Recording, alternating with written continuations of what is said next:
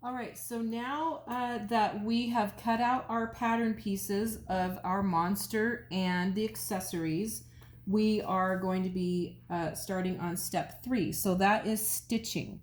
So now we're going to remove the pattern pieces from the fabric, but leave the pattern pieces together. So I'm going to take out my pins. Remember your sewing safety.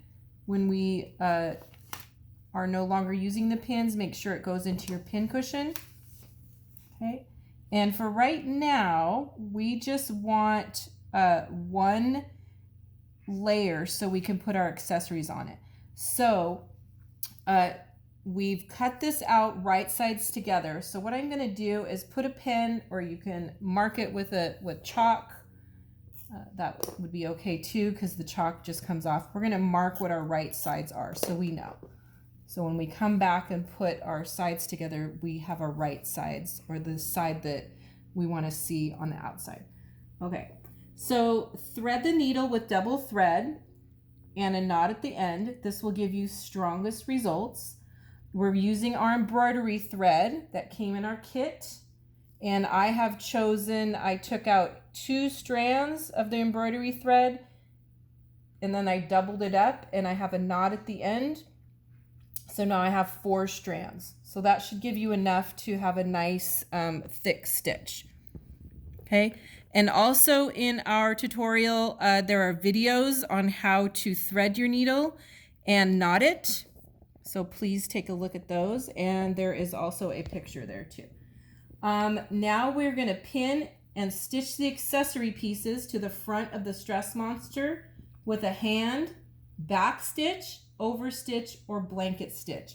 So you get to decide what stitch you're going to use and really where you're going to place the accessories on your Stress Monster. Okay, and really you only need probably 1 pin to hold this down. So I'm just grabbing both pieces of fabric. You can see the pin is right there. And then I'm going to stitch this on first, and then I'll stitch the eyes on. And I think I'm going to put my heart right here. So again, I am just going to pin that on, and I'll do my eyes later.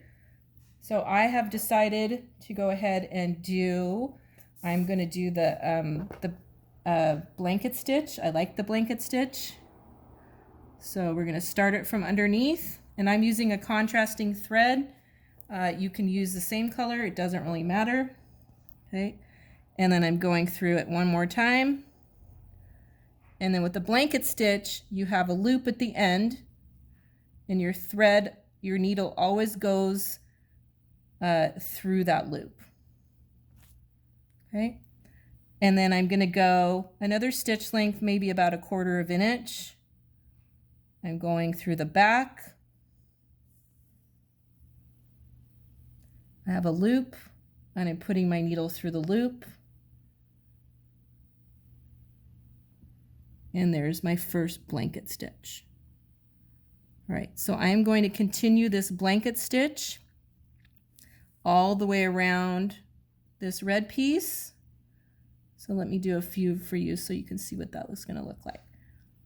But again, it's up to you what stitch you want to do. I like the blanket stitch, but you can choose the over stitch and or just the back stitch. So now I'm going to go along the edge of this red piece, which are the base of the eyes, and then I'm going to go ahead and stitch the heart, and then I'm going to go back and stitch the eyes on.